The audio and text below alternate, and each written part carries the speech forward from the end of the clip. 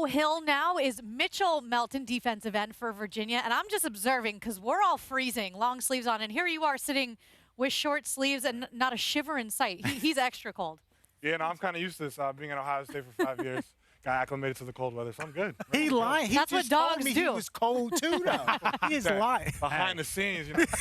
But you know what I'm disappointed in? He's got a sweatshirt on. Yeah, I know. Right. He's not a real lineman. Not a real lineman, is I he? paid a lot of money to win. Yeah. Pretty boys. I'm telling you, linemen are the new pretty boys. It ain't the receivers. It's the linemen. It's great to be with you. And I go back to when we were here for our fall camp road trip. And that was back in early August. And we're sitting here watching practice. And there you are, a transfer in, leading the charge in the huddle. And you were vocal, you were loud, you were animated. What is that for you? How are you able to so quickly acclimate to Virginia and impose your leadership? And now look where we are today. Yeah, I think it's a testament to the guys that were brought in with Coach Elliott and the staff. It was real easy to get along with them and get ready to work, and especially in fall camp, we know how long and long it can go on. But I think I really just took the mentality that I was here for a reason, and I understood my role and what I need to be for this team. So just taking that day by day and understanding what I need to be for this team and for myself is the biggest thing, for sure. What did you see in Coach Elliott to trust him with your last year of college football? Right. I mean, he's a great players coach, and he's very, I like to say he's very transparent.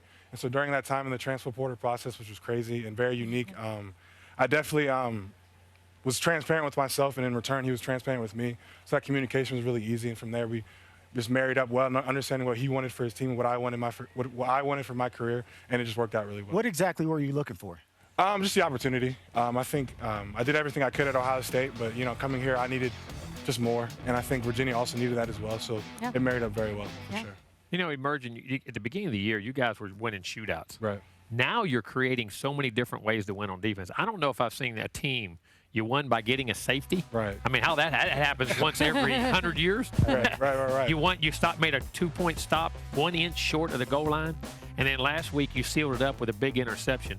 What's been the change defensively to let you guys? Because I say now you're matching the offense, playing those big moments. What's been the change? What's the mentality? Well, yeah, as a team, we love to play complementary football, and that's on offense, defense, and special teams. And regardless of what happens on the offense or the defensive side, we know that we have each other's backs. So just game in and game out, we understand that we take it play by play. We understand that we could stay ahead of the sticks and stay ahead of the game plan, and everything else will work out for sure. It's fun watching, that's for sure. Appreciate that. You just came off of winning a national championship. You've been a part of a program that knows what it takes, knows what it looks like, but you know what it looks like too.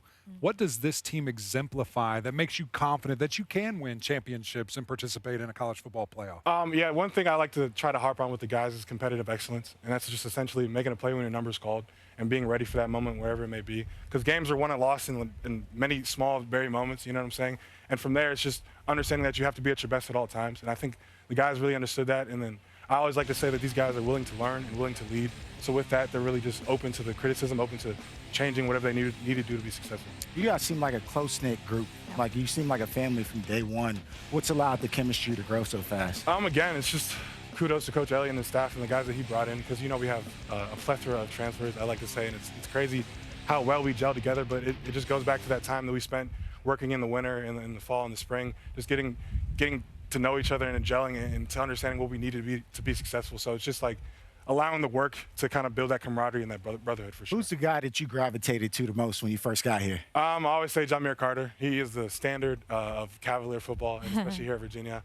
And when I first got here, I really leaned on him to understand how to be a leader for this team and also be a player for myself that I could lean on and the guys can lean on for sure. You bring up Coach E a lot here. I played for him at Clemson. He was my offensive coordinator, and overall just such a great man. But I'm fascinated to hear your perspective because you haven't known him that long, but you know him very intimately now. Who is Coach E, the football coach, and who is Coach E, the man to you? Coach E, the football coach, he's a very animated and caring, compassionate coach, but he definitely has that fire, you know what I'm saying? You probably know that.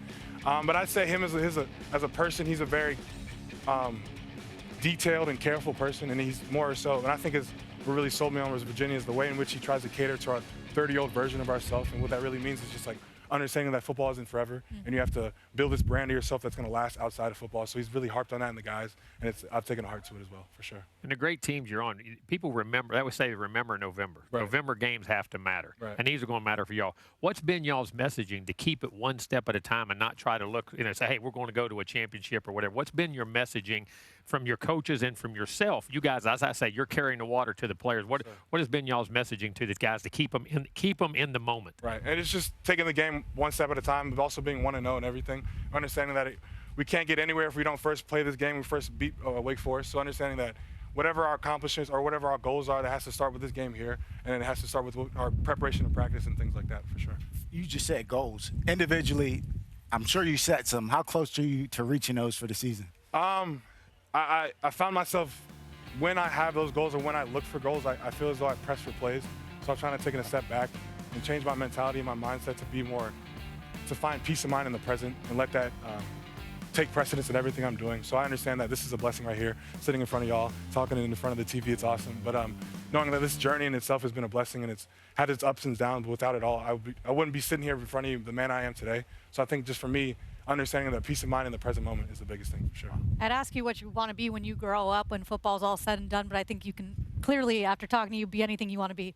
And you will be. But first, I know you want to be an ACC champion and a winner tomorrow against Wake Forest. Mitchell, thank you so much. Thank you guys for having me. We are so excited to see them play tomorrow night and to be right back here on O Hill, 10 a.m. with the ACC Huddle. And we're going to have a very special guest joining us as well.